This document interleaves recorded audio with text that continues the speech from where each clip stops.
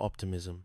Mac was a man of the people, specifically people who didn't like rules, uniforms, or being sober before noon.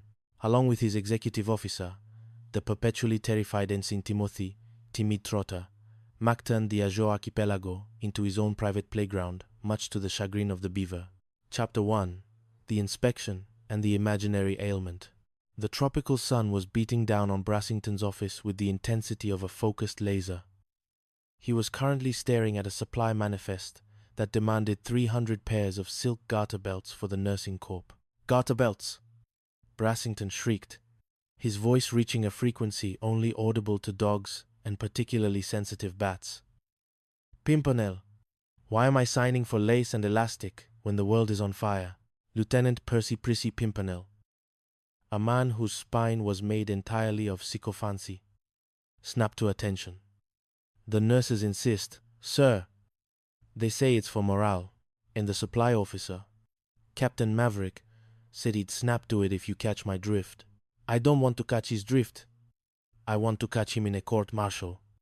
Brassington slammed his fist on the desk, immediately regretting it as a cloud of dust rose from the mahogany. But his rage was cut short by the buzzing of his intercom. It was the frantic voice of the base operator.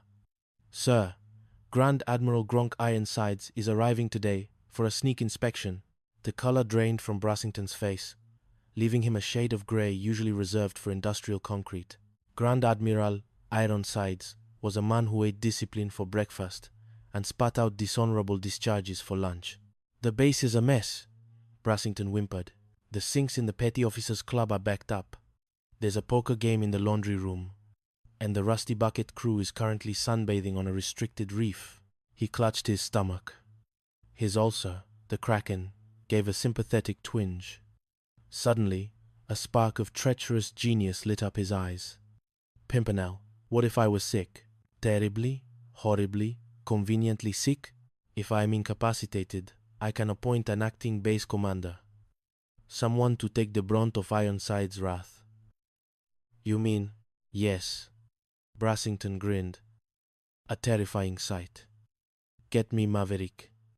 It's time to give him enough rope to hang himself, the Rusty Bucket, and the entire archipelago." Chapter 2: The Reign of the Misfits. Captain Maverick walked into the hospital wing with the swagger of a man who owned the ocean. He found Brassington draped across a bed, looking as if he were auditioning for a Victorian tragedy. "Oh, Maverick," Brassington moaned, his voice a faint rasp. "I'm in bad shape. The medics, they don't know if it's the rare Azure scurvy or perhaps a psychological collapse from overpatriotism." "Gee, that's tough, Beaver," Mac said, suppressing a grin. "Maybe some bed rest? We'll take care of things. I knew I could count on you. That's why I'm appointing you acting base commander. And Trotter here will be your executive officer." Trotter, who had been trying to blend into the wallpaper, let out a squeak. "Me? Sir, I can't even lead a parade without tripping over my own shadow." "Nonsense," Brassington hissed, then quickly remembered to moan. "Go. Take command." "That's an order." As soon as they left, Brassington sat bolt upright. "Pimpernel!" Meanwhile, at the command center, the misfits were settling in. Maverick had his feet on the mahogany desk within minutes. The phone lines were ringing off the hook. "Command center, Maverick speaking." "The sinks are plugged?" "Well, tell the petty officers to use the ocean. It's bigger." "Garter belts?" "Yes, ma'am. We found a crate of nurses' essentials, sending them over by catapult." Trotter was vibrating with anxiety. "Mac, the Admiral is coming. We need to look like a professional military unit, not a traveling circus." "Relax, Timmy," Mac said, lighting a cigar.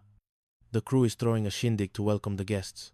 We've got hula dancers, a roasted pig, and Gully is currently brewing a batch of victory juice in the engine room. But the inspection, if Ironsides wanted a parade, he'd go to London. This is the Azure Sea." Chapter 3: The Sultan and the Silk. Just as the Admiral's jeep was spotted on the horizon, a second crisis arrived. It carried the Sultan of Swatland and his 3 daughters. the princesses of the Sunday. Maverick, in his acting capacity, had to welcome them. The Sultan, a man with a beard that could hide a small family of raccoons and a temperament to match, stepped onto the pier. "I am Karim," the Sultan announced. "I seek refuge from the pirates of the Black Strait. Are you the commander of this floating scrapyard?" "Acting Commander Maverick, at your service, Your Highness." Mac bowed. The Sultan's eyes narrowed. "I travel with my most valuable possessions, my daughters, and if any of your salt-crusted sailors so much as look at them, I will have their heads used as bowling balls in my private alley." Gully, the boat's mechanic, whispered to Vance, the lookout. "Wowie, wow, wow. Those princesses are something else." The Sultan whirled around. "What was that? Like a chicken? You dare debase the dignity of my line with chicken noises?" Maverick stepped in quickly. The Sultan grunted. "Very well. I wish to see your craft. This rusty bucket, it looks fast. Natalanes, Wazilies, Watalanes, fast enough to outrun a guilty conscience," Mac said, ushering the Sultan aboard. The joyride that followed was a disaster. The Sultan insisted on steering. He handled the rusty bucket like a shopping cart with a broken wheel, narrowly missing a coral reef and accidentally firing a torpedo at a passing school of tuna. By the time they returned to the pier, the Sultan was thrilled. The princesses were windswept, and Trotter was vomiting over the side. Unfortunately, Grand Admiral Ironsides was standing on the dock, watching the whole thing with an expression that suggested he had just swallowed a very cold, very angry lemon. Chapter 4. The Giggle Gas Gambit. "Maverick," Ironsides roared. "Why is there a foreign monarch steering a navy vessel? Why is my acting commander wearing a Hawaiian shirt under his tunic? Why is there a foreign monarch steering a Commonwealth de Navy vessel?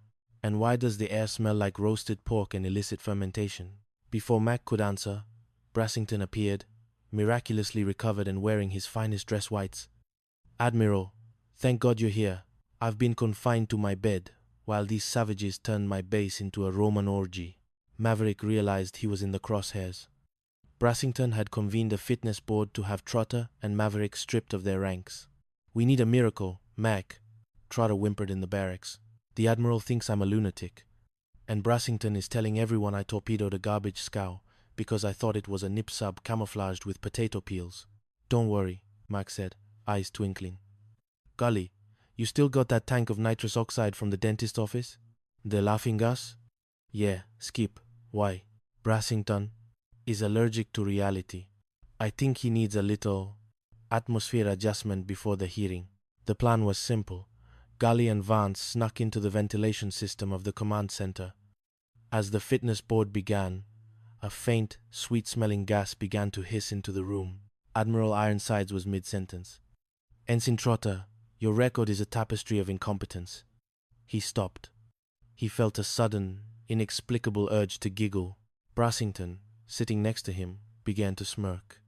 And the way he wears his hat. It's hilarious." Suddenly, the Admiral burst out laughing. "You're right, Beaver.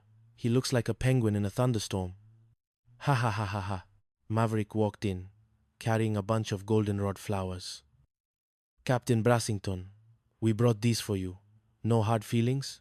Brassington, high on the laughing gas, grabbed the flowers and started dancing. "Goldenrod, my favorite. I love everybody. I love the crew. I love the rusty bucket.